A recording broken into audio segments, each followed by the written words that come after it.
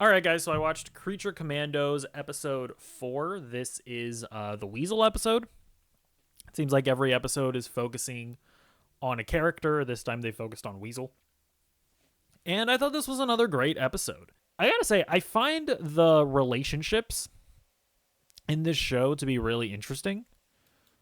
Like, obviously, the bride and Frankenstein, they have, like, their own weird relationship. But also, Rick Flag Sr. and the princess, it's like this weird, like, toxic relationship where it initially began with her, like, imposing herself onto him, even though he's not quite reciprocating. And then you get into it now at the beginning of this episode, and it's like she's clearly way more into him than he is into her.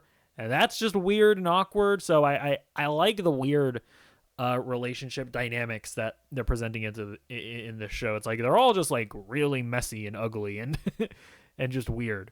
Another thing that I noticed was that GI Robot is still in the opening credits. Now, does that necessarily mean that he's going to come back? No, but I'm thinking that there's a good possibility that they bring him back. I mean, again, he is a robot.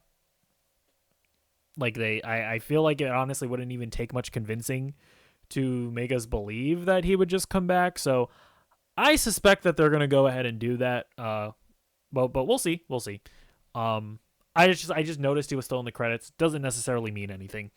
Then we got John Economos. He's back in here as well. I really liked him in the Suicide Squad and especially in Peacemaker. And yeah, I really like this character. Yeah, then we also get a little update on Frankenstein. I gotta say, man, I'm really loving David Harbour's performance here.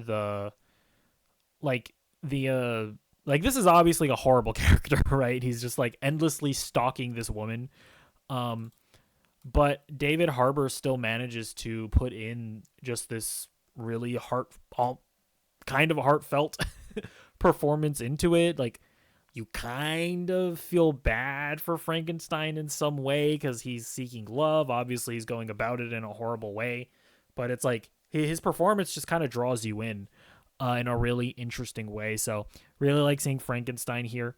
I like how Weasel has like a lawyer that sees him as she sees it like a civil like a civil rights issue. Not civil rights, but you know what I mean. Like she's like dedicated because she sees him as like a cause to fight for. I don't like it is weird though because she insists that Weasel is a man, and it's like if anything, Weasel is more like a dog that's being abused.